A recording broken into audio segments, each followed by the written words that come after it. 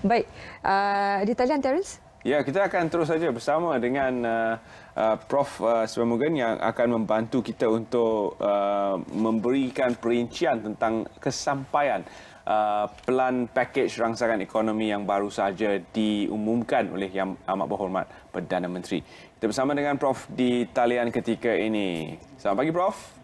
Selamat pagi, Terence. Baik, Prof, komen Prof tentang apa yang telah dibentangkan oleh Yang Amat Berhormat Perdana Menteri, dan dari segi ramai juga yang bertanyakan sekarang bagaimana untuk disalurkan kepada rakyat. Pemerhatian Prof bagaimana? Saya rasa pakej itu bersifat komprehensif menyeluruh, sudah pasti bersesuaian dengan temanya, prihatin ke atas kesemua kelompok masyarakat, tidak ada yang dipinggirkan. Dan sudah pasti kita juga harus akur bahawa dalam keadaan terdesak seperti ini kita perlu melakukan beberapa keputusan yang memaksa, dan sudah pasti ia juga memerlukan jaringan hubungan yang baik antara pemimpin rakyat, perkhidmatan awam, institusi sosial dan tokoh-tokoh yang terlibat secara langsung dalam membuat otoriti dan sebagainya. Sudah pasti kita juga harus melihat bahawa bila pakej ini sudah dibentangkan, pakej itu harus disegerakan sampai kepada kesemua pelajar, khususnya mereka yang berada di luar dalam keadaan terdesak dan juga tertekan. Saya percaya yang harus boleh kita pertingkatkan di sini adalah sistem perkhidmatan kita, sistem penyaluran yang amat penting, dan saya rasakan kumpulan terdesak seperti B40 dan juga mereka yang berada di kawasan terpinggir, pasti kita harus mempunyai komunikasi yang baik dan juga memastikan tidak wujud kebocoran ataupun kecirisan dalam konteks penyaluran tersebut. Dan di sinilah yang akan menguji tahap kesiapsiagaan institusi yang wujud dan juga kumpulan berwajib yang terlibat secara langsung. Dan kita juga harus lihat bahawa di sinilah juga turut akan mempamer kemampuan kita memperlihatkan solidariti dan juga tanggungjawab bersama dalam menangani isu yang sudah menjadi satu pandemik global. Dan tanggungjawab untuk memastikan kesampaian semua bekalan dan peruntukan di bawah pakej ini adalah terletak pada laksana satu unit tindakan khas di bawah Kementerian Kewangan yang diumumkan oleh Yang Berhormat Menteri Kewangan. Prof, kalau kita lihat sentiasa apabila pakej-pakej seperti ini diperkenalkan, ia akan mensasarkan B40, tetapi apakah yang ada di dalam pelan ini untuk golongan M40 yang senantiasa rasakan mereka mungkin terpinggir dalam pada kita memberi bantuan? Mungkin mereka rasa tidak sampai bantuan itu kepada mereka. Mereka terletak dalam kategori yang berpendapatan RM4,000 hingga RM8,000 sebulan. Ya, pertama kita lihat bagi kelompok kelas pertengahan M40 ini turut tidak dipinggirkan, diberikan RM1,000 one off. Itu harus kita jelaskan, one off bermakna sekali sahaja, dan mereka inilah yang akan mempunyai ruang untuk menggunakan dana ini memperbaiki apa saja rutin harian yang terganggu. Dan sudah pasti ada pakej-pakej yang berbeza sebenarnya. Dalam pendefinisian kelas pertengahan, ia berbeza kelas pertengahan di bandar dan juga luar bandar. Sudah pasti ia merangkumi pelbagai faktor yang lain. Dan saya percaya di sini bila kita perkatakan tentang kumpulan M40 ini turut membabitkan kumpulan penjawat awam sendiri yang turut akan mendapat imbuan mereka. Yang penting di sini adalah yang harus kita lihat, di mana-mana kumpulan sekalipun, B40, M40, sejauh manakah kita mampu untuk memastikan perbelanjaan itu adalah perbelanjaan yang tidak sama sekali akan menjejaskan persiapan pasca COVID-19 ini. Karena keadaan akan menjadi lebih memaksa, terdesak dalam beberapa keadaan, dan sudah pasti persiapan kita juga harus membolusi ruang-ruang yang akan menyebabkan kita tertekan ataupun berhadapan dengan beberapa perubahan dari segi rutin harian kita. Contohnya, kumpulan M40 juga terlibat dengan pelbagai pekerjaan. Bukan hanya membuat satu pekerjaan, tapi juga membuat beberapa pekerjaan yang kini mungkin terganggu. Di manakah selepas ataupun pasca COVID-19 mereka mampu untuk mengulangi pekerjaan tersebut, ataupun akan ada beberapa tindakan terhad yang menyebabkan dana yang mereka perolehi selama ini juga terganggu.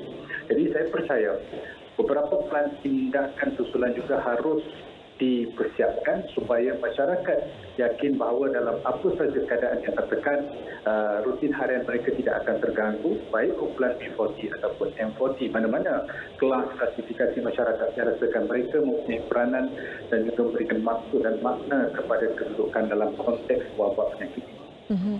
Prof, juga yang hangat dibualkan di laman media sosial sekarang tentang bagaimana golongan artis yang mengadu juga seniman dalam bidang kreatif secara khususnya yang mengatakan mereka terpinggir dan tidak ada sesuatu yang khusus untuk mereka. Pandangan Prof bagaimana?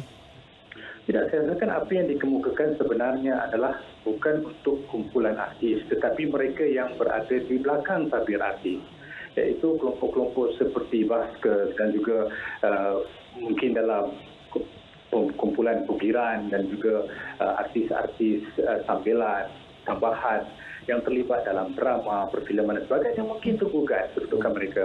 Jadi dalam konteks itu saya percaya mereka tidak terpinggir.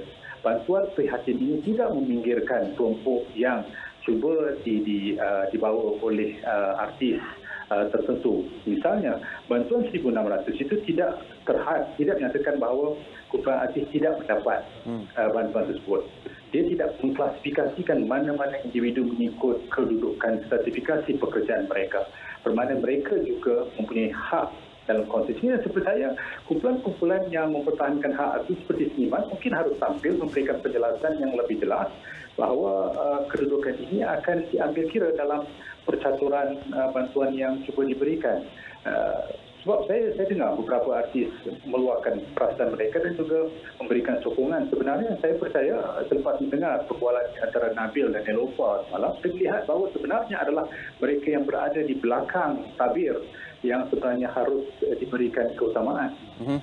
Dan saya rasa artis-artis pun bersetuju bahawa mereka di belakang tabir lah yang membantu artis ini untuk menyerlah dan terkehadapan. Jadi mereka harus juga dilindungi, mereka yang berada di belakang tabir. Prof, akhir kata daripada Prof berkaitan dengan pekerjaan yang sedia ada yang terancam mungkin dalam industri-industri yang tertentu oleh COVID-19 secara langsung. Bagaimana pakej yang telah pun dikeluarkan oleh pihak kerajaan pada ketika ini dapat membantu menjamin bahawa pekerjaan-pekerjaan ini akan kekal dapat diteruskan ataupun kelangsungan untuk mereka yang bekerja dalam bidang-bidang tertentu ini? Dan saya rasakan dalam melihat kepada kelangsungan bidang-bidang pekerjaan ini, yang lebih penting adalah hubungan resiprokal di antara pelaksana, merangka dan juga kumpulan sasar. Sejauh manakah kumpulan pelaksana harus boleh memastikan pekerjaan-pekerjaan ini tidak tergugat, ada diberikan bahawa beberapa pengecualian ke atas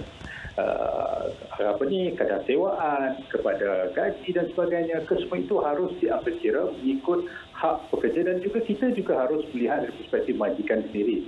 Majikan juga sebenarnya turut menanggung risiko yang cukup besar. Dalam konteks ini kita mahu melahirkan keadaan yang menang-menang kepada semua supaya mana-mana kumpulan sekalipun tidak akan merasa mereka terpinggir ataupun berada di luar lingkaran bantuan ini. Sebenarnya pokok nilai warga pokoklah negara, bermakna nilai itu datang daripada kesemua mereka yang terlibat secara langsung untuk menzahirkan perubahan-perubahan yang sedang berlaku. Saya percaya apa yang sedang berlaku ini bukan sesuatu yang diminta tetapi adalah sesuatu yang luar biasa.